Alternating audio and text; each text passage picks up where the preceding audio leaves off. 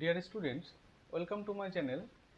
এই ভিডিওতে আমি তোমাদের সুবীর দাসের অঙ্ক বইয়ের বৃত্তের 81 থেকে 87 দাগ পর্যন্ত অঙ্কগুলো করে দেব।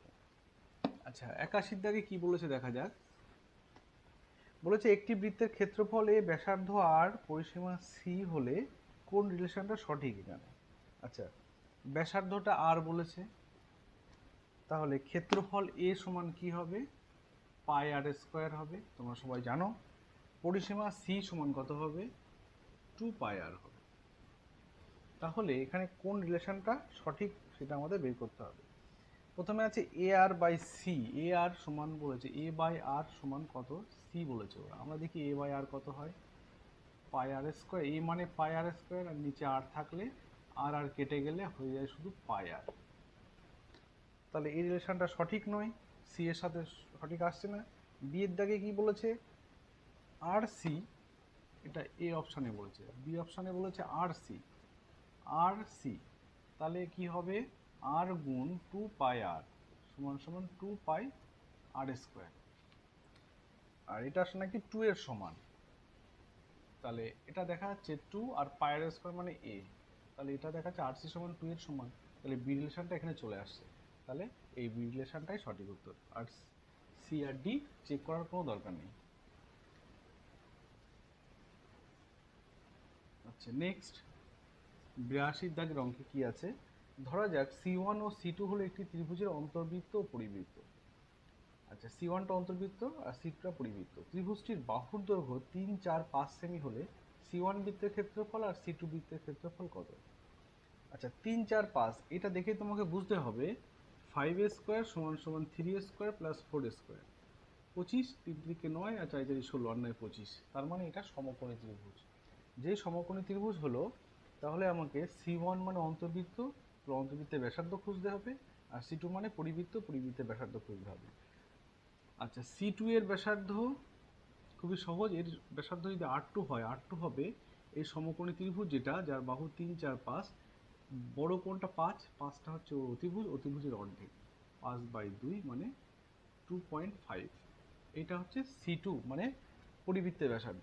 অন্তর্বৃত্তের ব্যাসার্ধ মানে C1 এর ক্ষেত্রে, C1টা অন্তর্বৃত্ত, তার ব্যাসার্ধ খুঁজতে হবে, তা নাহলে ক্ষেত্রফল বের করতে পারবো না। আচ্ছা, অন্তর্বৃত্তের ব্যাসার্ধ বের করতে গেলে কি করতে হবে? অন্তর্বৃত্তের ব্যাসার্ধটা আমরা ধরে নিই R1। ঠিক আছে, তাহলে অন্তর্বৃত্তের ক্ষেত্রফল কি হবে? অন্তর্বৃত্তের ক্ষেত্রফলের সূত্র আমি কি বলেছিলাম? পরিসীমাকে 2 দিয়ে ভাগ করলে অর্ধ পরিসীমা পাওয়া যাবে, তার সাথে অন্তর্ব্যাসার্ধ গুণ করলে ক্ষেত্রফল পাওয়া যাবে। তাহলে পরিসীমা কত? 3 যোগ 4 যোগ 5, তাকে 2 দিয়ে ভাগ করে, এটা হচ্ছে অর্ধ পরিসীমা। তার সাথে R1 গুণ করে দাও, R1টা হচ্ছে অন্তর্ব্যাসার্ধ। তাহলে ত্রিভুজের ক্ষেত্রফল পাওয়া গেল। আবার এই দিক থেকে যেহেতু এটা সমকোণী ত্রিভুজ, সেখান থেকে আমরা ক্ষেত্রফল বের করতে পারি। যার ভূমি 3 ধরলাম, লম্ব 4 ধরলাম, তাহলে হাফ ইন্টু ভূমি ইন্টু উচ্চতা। এইটা করে সমকোণী ত্রিভুজের ক্ষেত্রফল বের করছি। এখান থেকে কত হচ্ছে? 2 হচ্ছে কেটে, আর এখানে 4 3 7 আর 5 12/2 গুণ R1 সমান সমান 6। 2 12 কাটলে 6 হয়, এই 6 6 কাটলে এখানে 1 পড়ে থাকে, বা R1 সমান সমান 1। তাহলে অন্তর্বৃত্তের ব্যাসার্ধ কত হচ্ছে? 1। তাহলে অন্তর্বৃত্তের ক্ষেত্রফল কি বলেছে? C1 ক্ষেত্রফল আর C2 এর ক্ষেত্রফল। তাহলে উপরে C1 এর ক্ষেত্রফল কত হবে? পাই ইন্টু R1 স্কোয়ার, আর নিচে হবে পাই ইন্টু R2 স্কোয়ার। পাই পাই কেটে গেলে R1 মানে কত? 1, তাহলে 1 স্কোয়ার, আর নিচে R2 মানে 2.5 তার স্কোয়ার। 1 স্কোয়ার 1 হয়, আর 2.5 মানে 25 ধরো, 25 25 625 হয়। একটার পরে পয়েন্ট আছে, স্কোয়ার করলে দুটোর পরে পয়েন্ট হয়ে যাবে। এইটা হচ্ছে। এবার তোমরা পয়েন্ট তুলে দিয়ে উপরে 100 গুণ করে দাও। 25 দিয়ে কাটলে 4 25 100, আর 25 25 625, 4/25 মানে 4:25। এটাই উত্তর। অপশান বি সঠিক উত্তর। ঠিক আছে, এবার 83 দাগে চলে যাই। 83 দাগে কি বলেছে দেখছি, একটা ABCD একটা অঙ্ক দিয়েছে। বলেছে ত্রিভুজ ABC এর AB 6 সেমি, AC 8 সেমি। আচ্ছা, আর কিছু বলেছে? হ্যাঁ, এবং BAC 90 ডিগ্রি, এ কোণটা 90 ডিগ্রি। তাহলে এ কোণটা যেহেতু 90 ডিগ্রি, এ কোণটা এখানে লিখবো। আর AB 6, এটা যদি B লিখি 6, তাহলে এটা C লিখবো। এসি বলেছে 8। এখান থেকে সহজে দেখতে পাচ্ছ একটা সমকোণী ত্রিভুজ, এটা 90 ডিগ্রি, এটা 8, এটা 6 হলে এটা 10 হবে। কি করে বুঝলাম? 3, 4, 5 একটা রিলেশন থাকে পিথাগোরাস উপপাদ্য অনুসারে, আর 6, 8, 10 একটা রিলেশন থাকে। মানে এই তিনটের মধ্যে যে কোনো দুটো বলে দিলে তুমি অন্যটা বের করতে পারবে, মনে রাখতে পারলে। তার কারণ 3 3 9, 4 4 16, 16 আর 9 25 হয়, এর 5 5 25, এটাও তাই। 6 6 36, 8 8 64, 36 আর 64 100, এখানে 10 10 100। ফলে এই তিনটের মধ্যে যে কোনো দুটো বললে অন্যটা এই রিলেশন থেকে বের করতে পারবে। তাহলে এটা আমাদের বেরিয়ে গেল। এখান থেকে ত্রিভুজটি অন্তর্বৃত্তের ব্যাসার্ধ কত বলতে বলেছে। আচ্ছা, প্রথমে ক্ষেত্রফলটা বের করব। যেহেতু এটা সমকোণী ত্রিভুজ, ক্ষেত্রফল কত হবে? হাফ ইন্টু ভূমি 6 ইন্টু উচ্চতা কত 8, এই 3 হলো 3 8 24 হলো। এই 24ই সমান সমান কত হবে? অন্তর্বৃত্তের ব্যাসার্ধ। যদি R1 ধরি তাহলে R1 গুণ কি হয়? পরিসীমার অর্ধেক। পরিসীমা কত? 8 আর 6 14 আর 10 24। 24 তাকে 2 দিয়ে ভাগ করলাম, অর্ধ পরিসীমা বেরিয়ে গেল। 8 আর 6 14 আর 10 24/2, মানে অর্ধ পরিসীমা হলো অর্ধ পরিসীমা গুণ অন্তর্বৃত্তের ব্যাসার্ধ। এটা ভাবেও ক্ষেত্রফল বেরোয়। তাহলে এই ক্ষেত্রফলটা মানে এই 24 হবে। তাহলে সেখান থেকে 2 দিয়ে 24 কাটলে 12 হয়। তাহলে বা এই 24কে 12 দিয়ে ভাগ করলে R1 পাওয়া যায়, মানে 2 সমান সমান R1 হয়ে গেল। তাহলে এর উত্তর হবে 2, অন্তর্বৃত্তের ব্যাসার্ধ হবে 2। আচ্ছা, নেক্সট অঙ্ক 84 দাগে কি বলেছে দেখে রাখ। 84 দাগে বলেছে 31.5 মিটার ব্যাসার্ধযুক্ত একটি বৃত্তাকার ক্ষেত্রে পরিধি কত সেমি। আচ্ছা, ব্যাসার্ধ বলেছে 31.5, বৃত্তাকার ক্ষেত্রে পরিধি, এটা সূত্র বসিয়ে দেওয়া হয়ে যাবে। 2 গুণ 22/7 গুণ ব্যাসার্ধ কত? 31.5, 31.5, এই পয়েন্ট তুলে দিয়ে এখানে নিচে 10 করে দাও। তাহলে এটা 7 দিয়ে কেটে দাও, 4 7 28 আর 3 5 35, এবার 5 9 45, 5 2 10, 2 2 কেটে গেল, 9 2 18, 8 হাতে 1, 9 2 18 19, 198, এ সঠিক উত্তর। আচ্ছা, এবার চলে আসি 85 দাগে।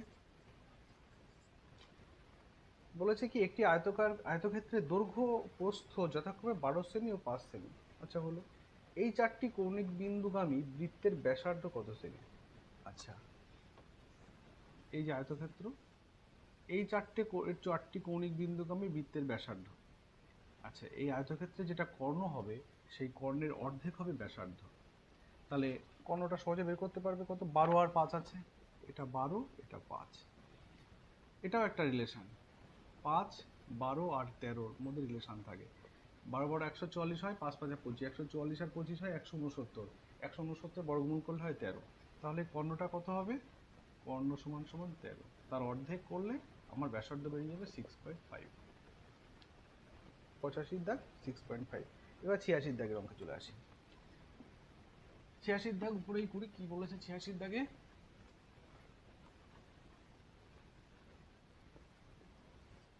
বলেছে একটি বৃত্ত এবং একটি বর্গক্ষেত্রের ক্ষেত্রফল সমান। আচ্ছা, বর্গক্ষেত্রে বাহু ও বৃত্তের ব্যাসার্ধের অনুপাত কত? আচ্ছা, বর্গক্ষেত্রে বাহু, আচ্ছা বর্গক্ষেত্রে বাহু যদি a হয় আর বৃত্তের ব্যাসার্ধ যদি r হয়, তাহলে বৃত্ত ও বর্গক্ষেত্রের ক্ষেত্রফলের সমান বলেছে। তাহলে বর্গক্ষেত্রের ক্ষেত্রফল a স্কোয়ার আর বৃত্তের ক্ষেত্রফল পাই r স্কোয়ার। এটা সেখান থেকে বলেছে বর্গক্ষেত্রে বাহু ও বৃত্তের ব্যাসার্ধ অনুপাত। তাহলে এখান থেকে লিখতে পারি a square by r square সমান সমান পাই। তাহলে বা a বাই r সমান সমান রুট পাই, আর নিচে একটা 1 দিয়ে দিলাম। তাহলে a/r সমান কত? Root pi is to 1। D option সঠিক উত্তর হয়ে গেল। নেক্সট অঙ্ক কি বলেছে? 87 দাগ, চ্যাপ্টারের শেষ অঙ্ক। একটি বৃত্তের ক্ষেত্রফল এত বর্গমিটার হলে তার পরিধি কত মিটার? আচ্ছা, ক্ষেত্রফল মানে 22/7 গুণ ব্যাসার্ধ r স্কোয়ার সমান সমান 24.64। এখান থেকে আমাদের আর এর মান বের করতে হবে। বা আর স্কোয়ার সমান সমান 2464, নিচে 100 লিখে দিই, আর এটা 7/22 করে দিই উল্টে দিই। এটা 11 দিয়ে কাটবে, 11 দিয়ে 22, এটা 11 দিয়ে কাটবে, 11 দিয়ে 22, 2 24 হয়, 2 26, আবার 11 দিয়ে 22, 4 11 44, 2 দিয়ে কাটলে 2 1 2, 2 1 2, 2 দিয়ে 4। আচ্ছা, তাহলে আর স্কোয়ার সমান, এখানে যেহেতু একটা 7 রয়েছে আর এখানে 112, 112টাও 7 দিয়ে ভাগ করা যায়। 7 1 7, 6 7 42, 7 1 7, 11 4 42, 6 7 42, তাহলে 16 গুণ 7 গুণ 7, 112 মানে 7 ষোলো 112, আর পাশে 7 হলো আর নিচে 100। এখান থেকে আমাদের আর এর মান কি পাই, রুট ওভার করলে 16টা হয়ে যায় 4, দুটো 7 থেকে একটা 7 আসে, আর 100 থেকে আসে 10, তাহলে 4 7 28 বাই 10 মানে 2.8। এটা হলো তোমার আর এর মান। চেয়েছে কি পরিধি, তাহলে পরিধি 2 গুণ 22/7 ইন্টু 28কে লিখছি 28/10 আকারে, পয়েন্টটাকে একেবারে নিচে 10 করে দিলাম, 4 7 28, তাহলে উপরে গুণ করলে কত হয়, 4 2 8, 8/সং কত, 8 2 16 6 হাতে 1, 8 2 17, নিচে 10 মানে 17.6, সঠিক অপশন সি হয়ে গেল। তাহলে বৃত্তের সমস্ত অঙ্ক আমাদের কমপ্লিট হলো আজকে। নেক্সট ভিডিওতে আমরা পরের পরিমিতির অন্য চ্যাপ্টারগুলো করব। এবার কারোর যদি কোনো চ্যাপ্টার আগ্রহী থাকে যে এই চ্যাপ্টারটা আগে করলে সুবিধা হবে, সেটা আমাকে অবশ্যই কমেন্ট বক্সে জানাবে, আমি সেটাই তাহলে শুরু করব। আবারও বলি, যারা নতুন আছে তারা অবশ্যই আমার চ্যানেলটিকে সাবস্ক্রাইব করবে, লাইক ও শেয়ার করবে এবং পাশে বেল আইকনটা অবশ্যই ক্লিক করে দিও।